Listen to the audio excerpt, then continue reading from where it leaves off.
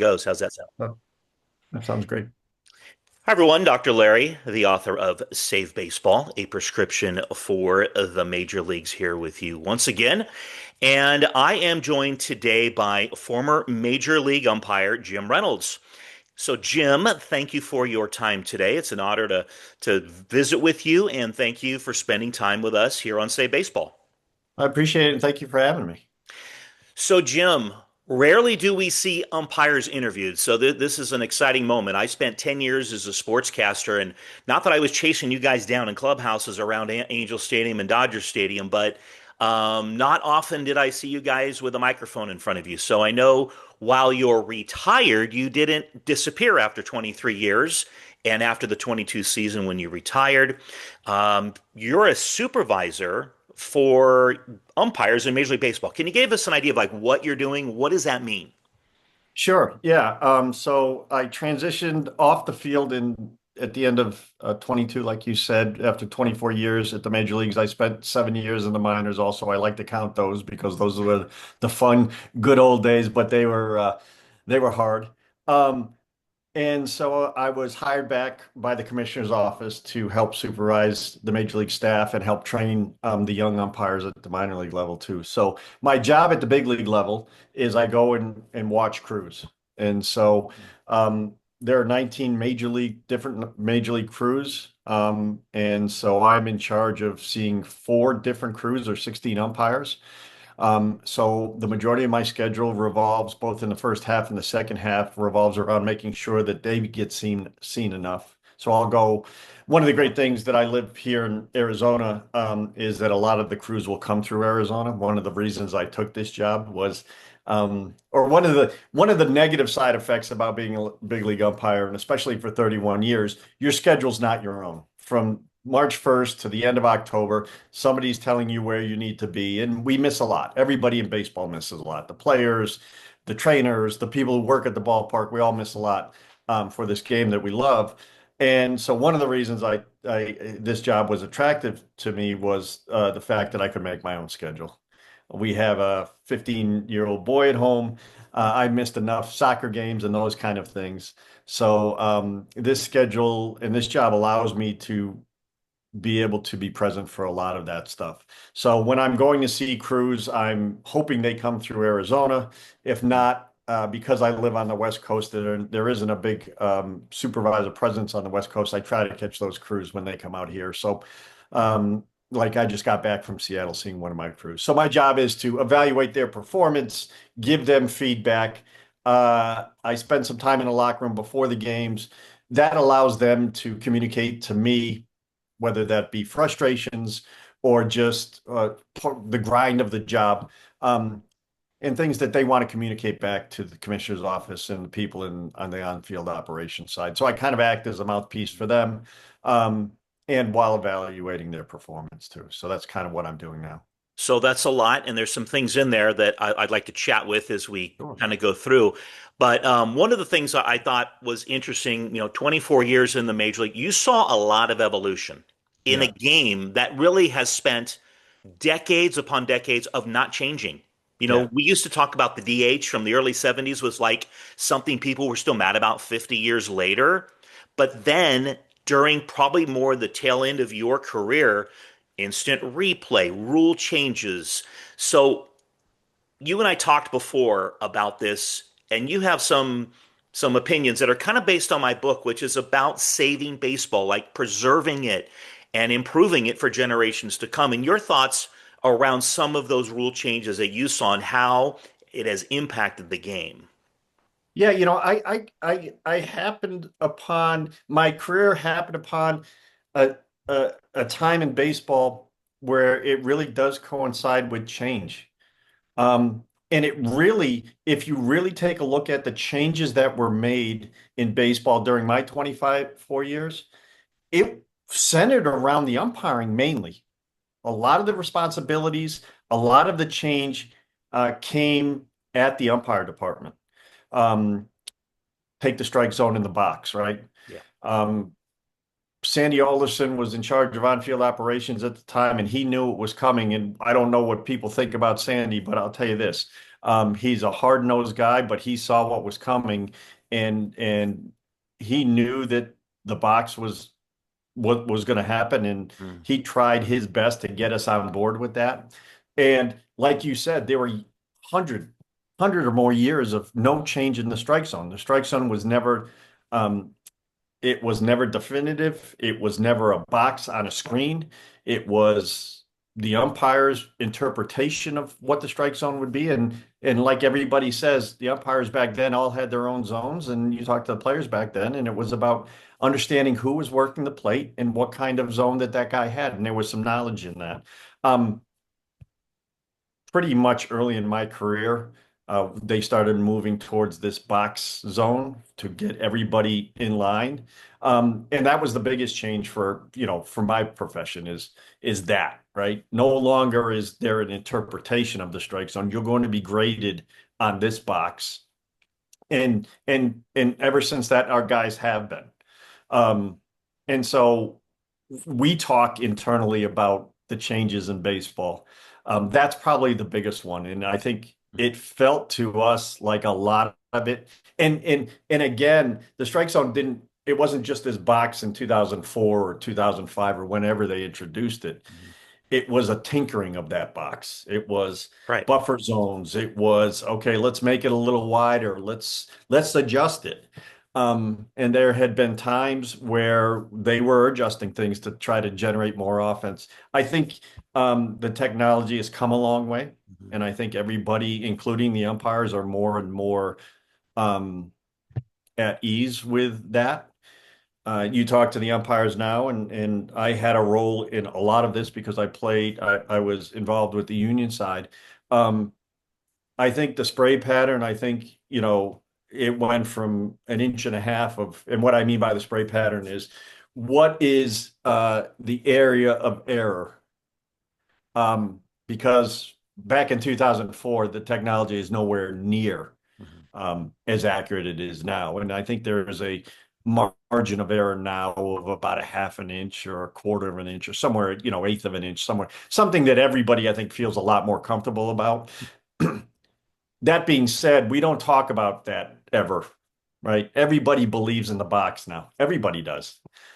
We don't talk about margin of error. Everybody goes, okay, if it's inside the box and the umpire called it a strike, he got it right. And if it was outside the box and he called it a strike, he got it wrong. And we don't talk about margin of error. We don't talk about those things anymore. What the people see on TV is what they think the pitch was. So, and again, I need to say this too, and you've been around baseball a long time, and I certainly have.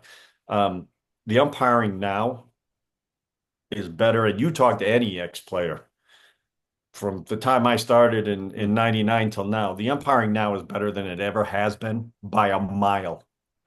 And our guys are extremely talented, um, and they're extremely good at what they do.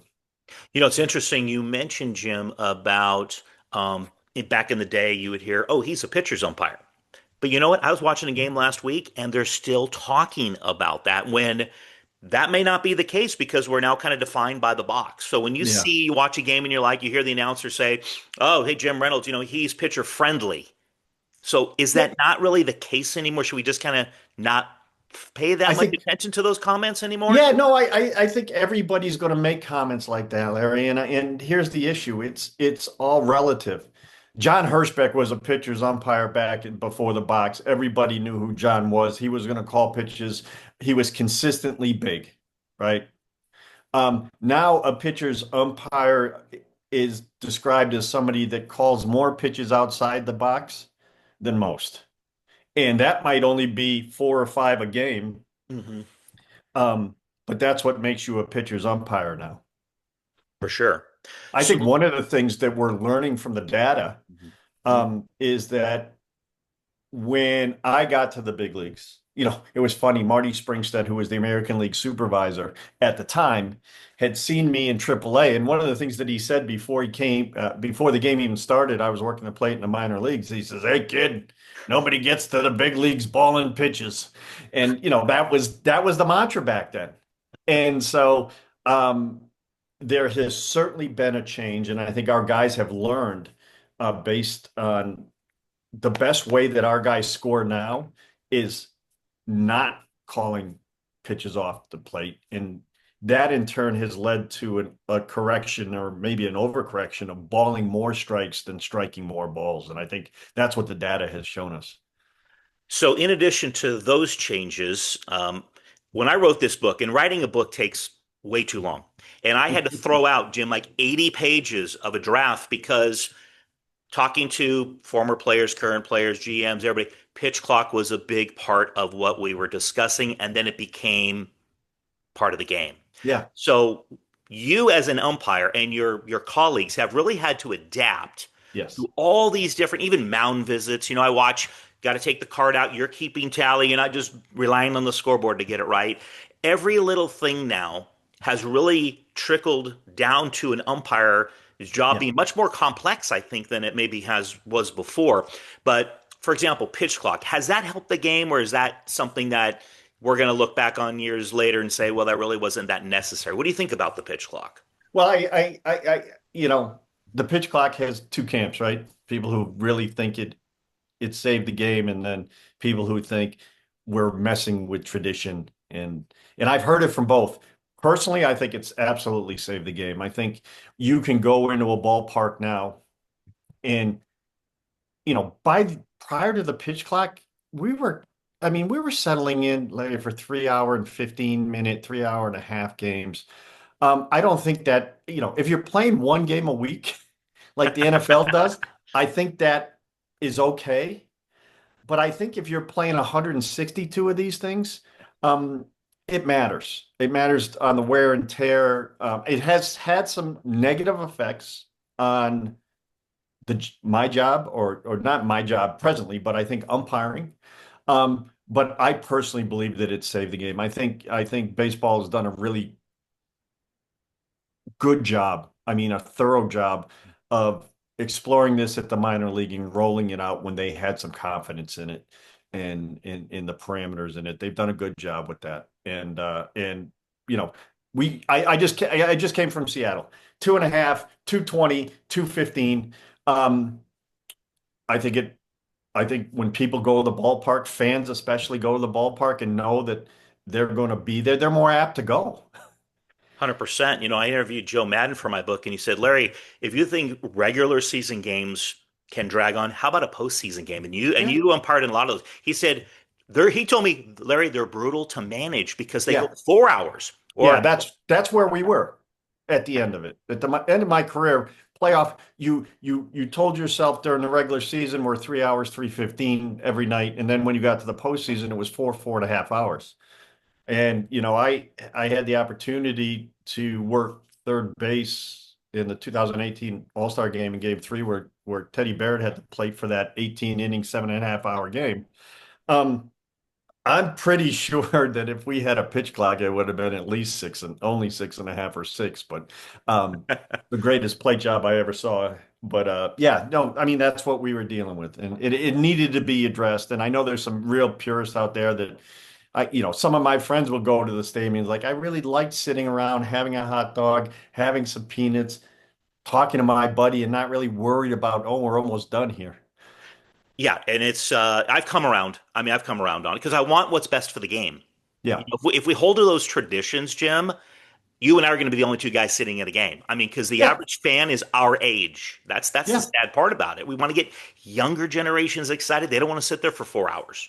yeah. And I think that it's given the game that opportunity Mhm. to do that. You're right. We can talk about the old days just like my dad and my grandfathers did, um, when those times are appropriate. But without this, I think we would have been in some serious trouble. This Mhm. game would have been in some serious Mhm. trouble.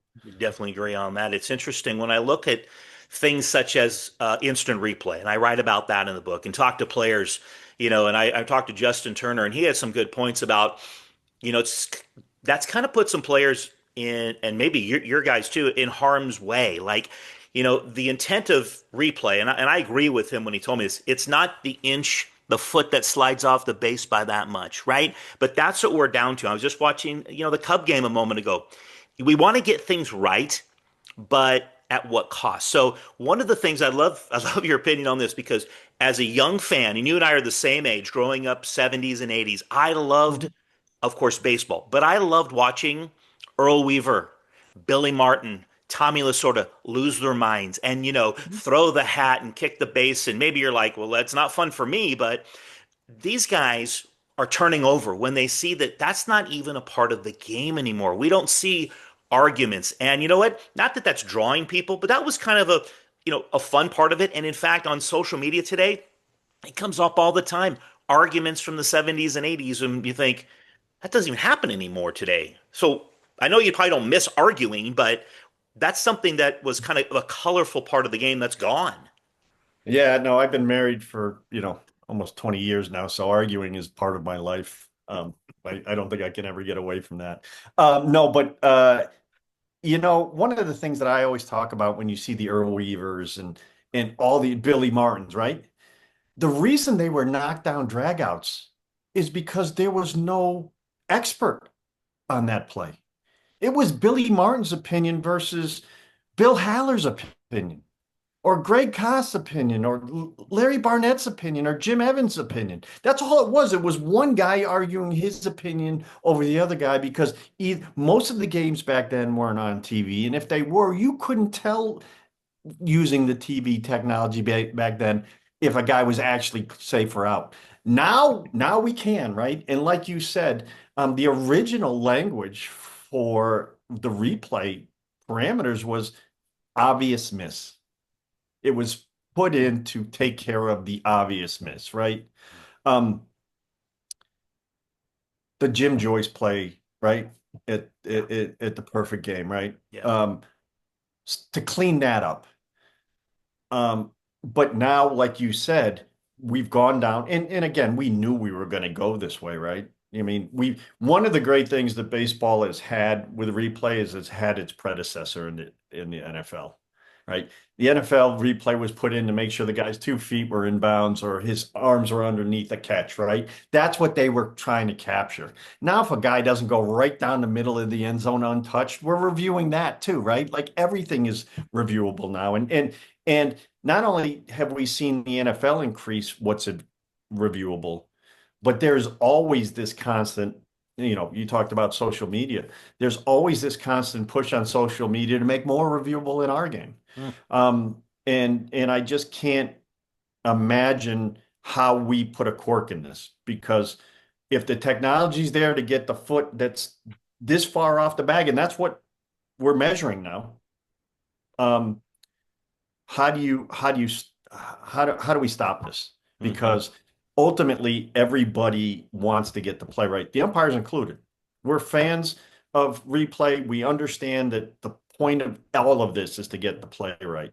But at what point do we just go, okay, enough is enough here? And it'll be interesting to see because there's the league, the umpires, everybody's always on the constant pressure for more and more and more of it. Hmm.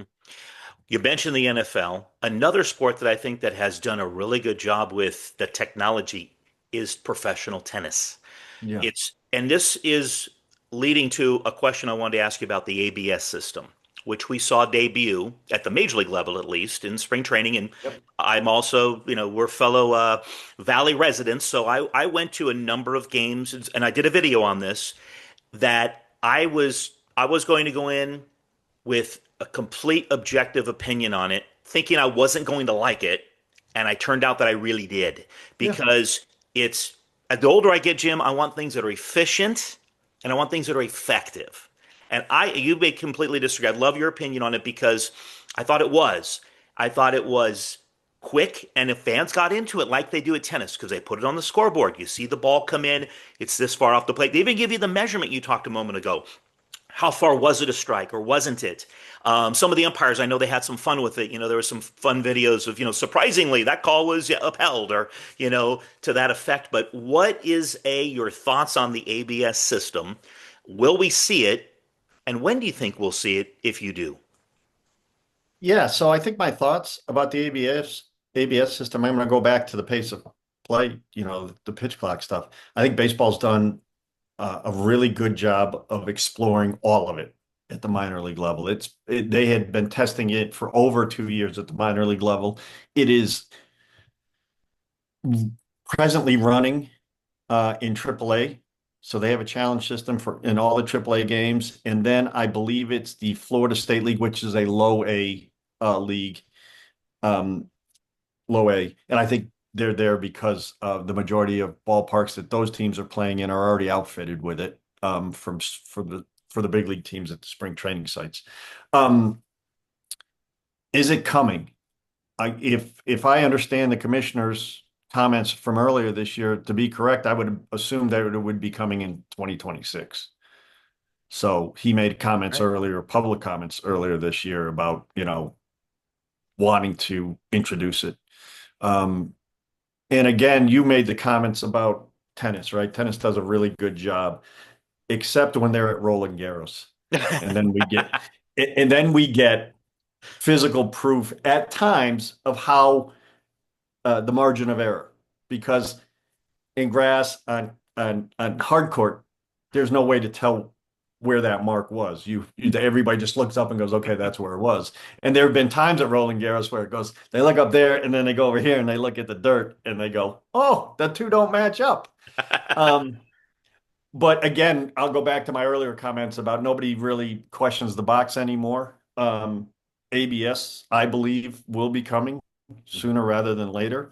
Um, and it's going to be very, very, very tough on our guys, I believe. Not because they're going to be exposed or anything, but just like the players, just like anybody that is out there doing their best in a high tense situation, uh, confidence goes a long way in being successful. That's And exactly what I said in my video, and I'm sorry to cut you off. I'll yeah, let you go finish. ahead. Is nobody wants somebody in that position to be second guessing themselves and not have, like I said, the confidence to know this is the call, right? As opposed to Yeah, being a little reticent. yeah. And we even have those discussions at the developmental level. We have young rookie ball umpires or low A umpires that are being challenged. And I'm not quite sure that's best for their development. Part of being an umpire is learning to be resolute even when the dugouts are burning down, right? Yeah, hey, I got to go with what I see. There's no other master here. There's no other higher power. I'm the higher power today, and I have to give them everything I got. I have to stay locked in. I got to stay confident. And some days, I've said this to a lot of people. Some days I've walked off a big league field and gone, man, if I just did everything opposite of what I called, I would have had a better day. But I don't have that luxury. And you made the point, and I couldn't agree with you more. I'm very concerned about that aspect of it. When somebody needs to be their best in the bottom of the eighth of a Yankee Red Sox game, and they've been overturned 3 times in the last 6 pitches on pitches that are just this far outside. I'm not sure where that's going to leave our guys' confidence when they need it, and I that's that's the only thing that I have concerns about for our guys professionally. Yeah. Again, we go back to we want to get pitches right, we want to get all of this right, we want to do the best for the players, the game, the fans. But I'm not sure if this is going to have a positive effect on their ability to do their job at the highest level when they need it. And then we have this other issue, right? Hey, if each team gets 2 challenges and they're out of them in the bottom of the ninth, and we have a pitch that's clearly missed, my guess is the next argument will be, why are we pretending? Why can't we fix that pitch too? Because if that's the one that costs a team a game, then how do you not make the argument of, well, why aren't we fixing the obvious misstep? The technology's there just because you're out of challenges. Okay. And then it So it'll becomes a be slippery interesting to slope, right? The slope yeah, is, it yeah. it it just is. And again, I think the people that are implementing this stuff have done a very thorough job. They've thought it through. Um, but I think my biggest concern is the impact it's going to have on the confidence of our guys, day in and day out. So you talked about dugouts burning down. I'm going to remember that line. That's clearly coming from an umpire. Yeah. And fans love to criticize you guys every single day of every game, every day. Yep. And you're the best in the world at your job. And let's talk about just what we've been talking about behind the plate. That seems to be the focus area of people's, criticism. Even though you are the best, it's a really difficult thing to do, I would imagine, to call balls and strikes. So, not to brag, Jim, but I've done some umpiring back in the There you day, go. There majors you as well. there you My go. majors were 12 years old, Yeah. when my son played. It is not easy umpiring 12-year-olds to get your zone, you know, but why is it so difficult to achieve that standard? It seems so difficult. Is it that every guy seemingly throws 100 miles an hour? There's new pitches being developed as we speak. What makes it a hard job? Well, I think what makes it a hard job at the 12-year-old level is you're trying to you've got a lot of agendas that you need to do back there. You're trying to keep the game moving. You're looking for strikes. You're dealing with catchers who can't catch the ball. One of the really positive aspects of being a professional umpire, and especially at the major league level, is you're dealing with unbelievable guys that are extremely talented. With that comes exactly what you're talking about, right? We're talking about eighths of an inch balls that move unbelievably sharply, quickly, all being done, at least now in today's game, between 92 and 102 miles an hour. Uh, and we're not in a vacuum. We're dealing with different height players. We're dealing with catchers setting up inside. There are so many other variables that go into this, just not just the pitch itself. We've got daylight, we've got shadows, we've got all kinds of things, right? So there's a ton of variables. What makes our guys good is the experience. They've seen thousands and thousands and thousands and thousands and thousands of plays. You know, when you're working the bases, when we have players now on the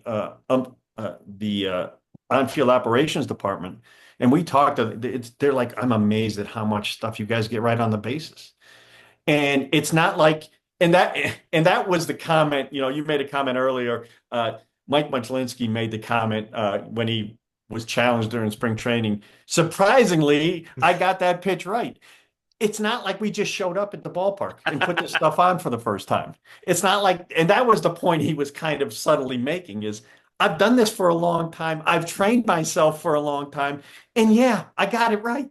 Um, and so I think there's an aspect of that people don't really understand. I started my first year out of college and worked my way up through the minors.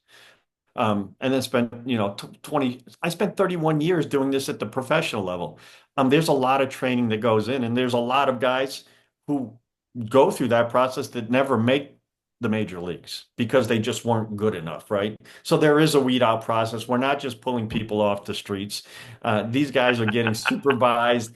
One of the things that I think people find surprising, I don't think anymore, but um, for the last 20 years of my career, every pitch that I called, every play that I called was graded. It was reviewed and graded by somebody else. So I would get a scorecard on my play work. I would get a scorecard on my base work. We certainly see what happens on the bases now. Almost everything that's missed is challenged. But our guys get scorecards after and they're not the same scorecards as do you see on these websites and these social media sites. They're much more finite, and they're much more that box is adjusted for our guy's scorecard based on every pitch in the hitting stance that batter is taking prior to that pitch. That's why they get them the next day, because everything is gone in and readjusted. So what you see on TV is not how our guys are graded in reality. So there's a lot of stuff that goes on with our guys, but it's all the variables, right? You've got a left-handed throw, you got a right-handed batter, you got a catcher. There's so much variables that lead to success and failure on each pitch. So how does an umpire get better? Because we know a player watches video and can adjust a swing, a batting stance. work on their mechanics on the mound. So they're getting great data, they're getting coaching from you, but then how does that translate it to when they put the mask back on and get behind the plate? I mean, you Yeah. can't have a simulated game, or can you? I No. mean, how do they do No. it? How do you And get better? that's where we're getting better at the management level, right? We're starting to introduce some training methods, especially on the plate. There's a pitching machine called Traject, which is a really um, real life video screen. You can put whatever picture you want up there. It shows him throwing. It can throw 102 miles an hour to spots. It's an amazing technology that we just started to get our guys on during spring training. We're using it for the minor league kids too. Yes, we're going to have to do a better job of training our people because the only way our people are trained right now is through the scores they get back on a daily basis. And one of the things that we're all talking about within our department on the management side is Tiger Woods didn't get better in tournaments. Yeah, right. Tiger Woods got better on the range.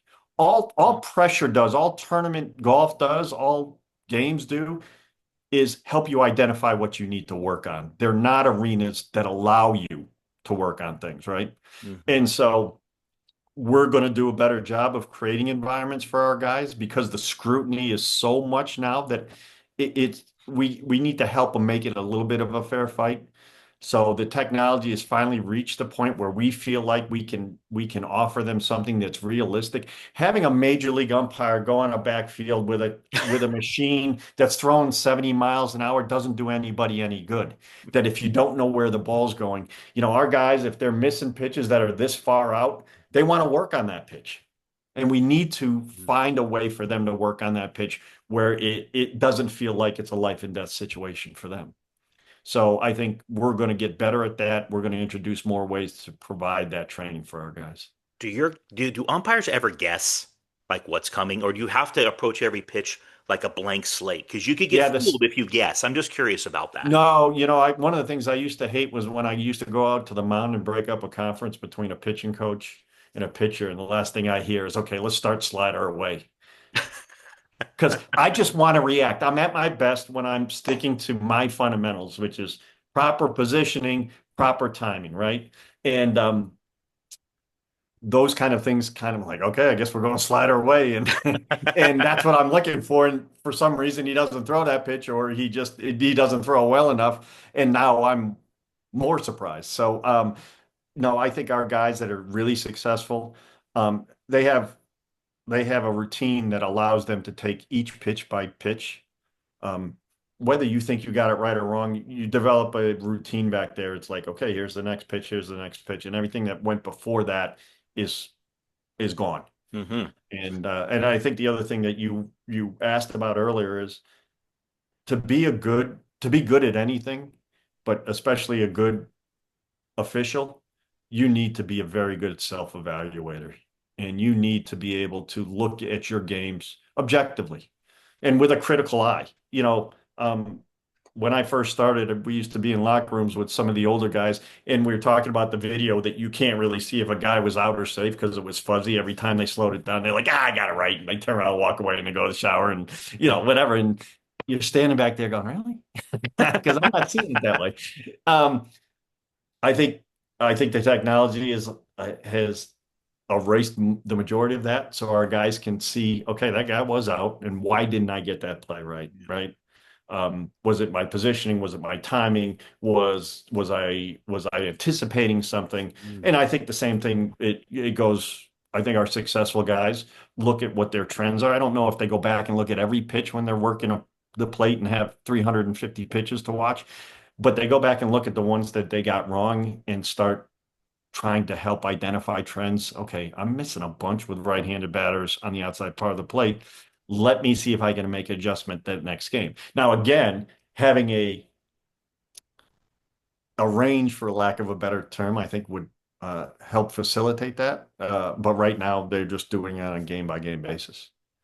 So, Jim, regardless of technology, that we're talking a lot about technology, obviously, um, it's still your job as an umpire is more heavily scrutinized. You're criticized. Every night, 162 plus spring training plus postseason, 200 games roughly every year. There's not many jobs like it on the planet. You never have a home game, right? That I know of. Nope. Um, how does one develop, I guess, the thick skin? Not from the dugout burning down, the chirping. How do you, because that's a big part of probably, blocking out the noise, determining what is important enough to address over there Mhm. and get back to the game. So I bet you knew guys in the minor leagues, and I spent a lot of years as a minor league broadcaster. So I hung out Yeah. with you guys. I know what you went through. That's where you craft some of that. So Yeah. talk about how do you develop it? And you probably saw guys that never were able to do that, I would assume. Yeah.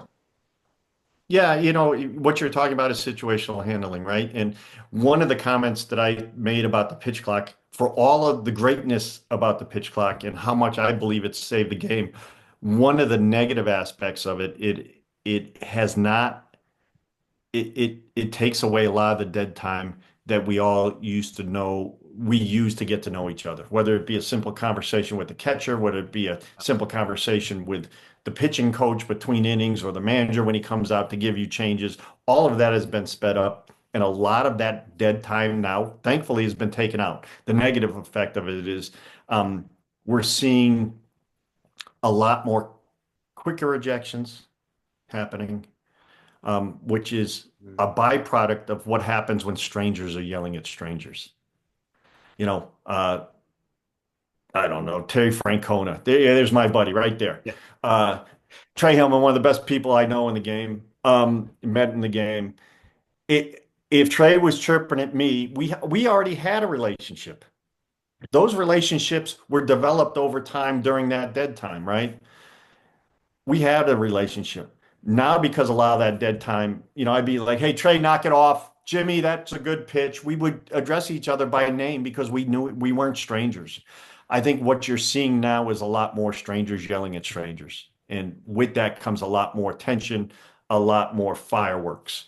Um, Situational handling is something that now that I'm on the developmental side, especially at the minor league level, we try to instill on our people, giving them my experience, but these are things that have to be figured out in real time. I can give you a paragraph that says, here's how you should handle that situation, and you won't remember a single word in that paragraph when it's going down because it's new to you. Yeah. It really is. And we to develop good situational handling, my belief is we need to allow our guys to make mistakes. And the ones that get good at it are the ones that can take feedback, implement that, and go to the next thing. If we try to treat everybody says, put your hand up, tell them this, tell them that, and if there's a checklist, we're just going to get a whole bunch of guys handling situations the same way, and we have no idea who the people are, the person people, right? Like, Yeah. hey man, the reason ball strike safe and out towards the end of my career, probably in the top half, but nowhere near the most talented guy in my crew. But where I excelled was this stuff that's going on, right? Like the situational handling, dealing with situations, dealing with people. And I think that's part of the responsibility of a good crew chief, and that's where experience comes from.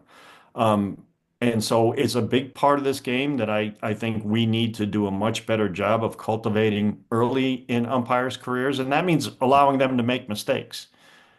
Um, because I think with mistakes, one of the things that we talk about all the time is, okay, we have this umpire, he ran this guy too soon at the major league level, right? We ran this guy too soon, didn't look good. But if we've got a talented kid that's smart, right, then we have a better umpire tomorrow than we had yesterday before the before the mistake, right? Mhm. And that's the way that I look at it. I know that teams and fans and managers all get upset. No, that guy ran this guy, and we understand that, but you're going to have a much better umpire moving forward. For sure. And that is so fascinating about the strangers yelling at strangers. Yeah, Sounds like a book title, Jim. yeah, but it's the Get truth started. now. I mean, yeah, Yeah, but it's fascinating and it makes 100% sense as to why. And that was one of the things I was going to talk about, building relationships, and you just covered it because if you can't, that's when you do it. When probably you and Trey are talking maybe between innings right here. I mean, it's not you don't have those opportunities anymore when the clock is ticking. Yeah. And again, some of these relationships that you have at the big league level, you developed in the minor leagues, right? I knew Trey from the Hawaiian League when I was in Double A and he was an A-ball manager. And I got to know him there and got to talk to him there in these downtimes during rain delays. And you get to learn about people, right? And so when we got to the big league level and we were yelling at each other for the first time, it's no different than the guy that cuts you off in your neighborhood, right? Hey, you're screaming, you're yelling at him. But if it was your neighbor, you'd be like, oh, hey, Tommy, sorry about that. My bad, right? It's very similar, right? Yep. Road rage with a neighbor and road rage with a stranger. And road rage with a stranger doesn't go as smoothly as road rage with a neighbor would go, I don't think. 100%. So this is how you and I got this conversation started is the guy you see where he is right over there. Trey Yeah. Hillman. So he's a mutual friend. You just mentioned the Hawaii Winter Baseball League. Were you an umpire in the Hawaii Winter Baseball Yeah, League? I was. I actually was. 95? Trey Um, was with the Hilo Stars. yes, that's when I was there. Yep. I was the radio play-by-play guy. Awesome. In what city? Hilo on the Okay. Big Island. Okay, Yep. so here's what I know about Hilo. Eric Cooper, which was a friend of mine who's since passed away, worked the league the year before, and he said to me, "Jimmy, I had 15 games in Hilo this last year. Count how many games you have in Hilo." I said, "I got 15," and he's like, "14 of them are going to get rained out." I think we had two rainouts in Hilo that year. You know what? You're right, because 2 years before the first year of the league, I was the voice of the Honolulu Sharks. It rained more in Honolulu. And then 2 years later, they said, hey, because we had the strike in 94, so the league really was not, hiring guys from the mainland like me to come over. And they're like, hey, do you mind going to Hilo? And I'm like, well, I know it rains a lot, but okay, I'm going. And Trey was our manager, as you remember. And I thought the same thing. It's going to rain every day. It's one of the rainiest cities, and we hardly ever had a rain out. So that's fascinating that we were both there together, and that's how we both, spent time with Trey, who's one of the most fascinating people I've ever met in my Yeah, life, as yeah. you probably well And it know. was and it was funny now that you mentioned your connection there. One of the transformational moments for me as an umpire was in that league they had a couple kids who on his team I think also that were independent players. And they came from other leagues outside of professional baseball, is the way that I like to describe it. And you could tell by the way that they acted towards officials and acted towards the umpires. They thought maybe in their league that, they ran things and, they didn't have much respect for the officials. But one time, one of the kids that was a independent player rang him up strike three, and he turned around and said something and threw his helmet at me on the ground and it was rolling towards me and I had run him. And then I kicked the helmet towards his dugout, which is a cool, little thing, but not what I should be doing. And Trey walked past me and all he said was, "You're better than that." Mm. And it stuck with me because the way that it came across was not the way that I meant it. And just him saying that to me, because it didn't affect him, he didn't Right. care. Right. He just said, "Hey, Jimmy, you're better than that." Hmm. And it was one of the things that I go, "Yep, he's right." And if I want to present myself that way, I have to follow through on all of that stuff. That is true. So it Yep. was a good moment for me. Trey's words of wisdom have, you know, been important in my life too on occasion. So, Yeah. couple minutes left, Jim. I wanted to just talk about like memorable moments of all those 24 years. And of course, I did the research and looked at you were on the field for a lot of great, playoff games. Also, you mentioned one All-Star game, but you were also there, I think, in 2004 All-Star game as well. Yeah, I did the 2004 and 2018 All-Star games. Yep. So I just did a little search. 2004, 12 Hall of Famers you shared the field with that night. That's amazing. Now you Yeah. shared a Hall, I mean, almost every day or every series, there's potential Hall of Famers. You got a Mike Trout or whomever, but you had 12 of them on one field one night. And you said earlier, you guys are fans. Of course you are. You love baseball. Do you ever get a chance to take that in and say, this is pretty awesome? Or are you just so focused on the job? I think you're just so focused on the job. I think All-Star games, especially my second one, 2004, it was my fifth year in the big league, so I was still in my first real, um, you know, assignment of that level. I hadn't worked any playoffs yet. It was a marquee assignment. Everybody's there. I was working third base, really focused in. It was the first time, I think that was the first All-Star game that they were going to use to determine who got home field advantage Um, in the World Series. And, there was some added pressure there. And then I think Clemens gave up 6 runs before he got out. And that was that was the end of that. But certainly the 2018 World Series, I'm sorry, the 2018 All-Star Game, yes, I'm well entrenched in my career. It is an exhibition game to me. That doesn't mean I'm not going out there and giving it everything I've got, but more able to enjoy it with my friends and family, more able to take it in. Absolutely. mhm. And those are So nice things. and that's exciting to hear. I'm glad that obviously younger in your career, you're focused on getting to the next one, hopefully one day, right? Yeah. But anything else stand out as like, wow, that was a really big moment for maybe in baseball history or for Yeah. yourself that Yeah, you yeah, you think yeah. that I moment? think the biggest thing for me, and one of the things that I talk about all the time, and I'm a golfer. I'm not a good golfer, but I use a lot of golf analogies, as you've heard me earlier. Mhm. But in 2014 World Series, Major League Baseball followed the umpires around, and they did just a little Terry documentary about our experience during the World Series. And so they produced it and did it afterwards, and it was called the Third Team. And it was really cool. But we got interviewed during that, and um, 2014 was my first World Series plate job. And the analogy that I used, and the thing that really mattered to me most was, can I do it when it matters the most, right? Game three, I called it Sunday at the Masters, right? Does your swing hold up on Sunday in the Masters? And if it does, that proves to you that your swing holds up when it needs to, right? And so walking off the field after my World Series play job in 2014, knowing that I did a good job, um, was one of the moments that I'll always remember going, yeah, my swing held up. And it was just proof to myself that I could do it when it mattered the most. So that was a really, really cool experience. And, all the World Series, the two World Series I worked, the two All-Star games I worked, all the playoff games I worked, um, you take a lot of pride in going out there and not being part of the story, doing the best that you can and making sure that you don't have an influence on the outcome of the game or a negative influence on the outcome of the game. And for the majority of my career, I can say that, and that's probably what I'm most proud of.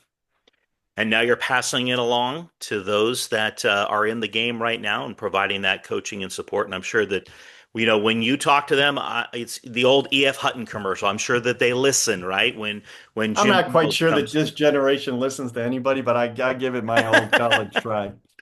Well, it's definitely a different generation. But Jim, this has been awesome. I probably didn't get to. I maybe got to about one third of the questions I really wanted to get to, but it was so great because listening to your insight, your expertise has just been awesome. I thank you for your time, and I'd like to do it again if you don't mind.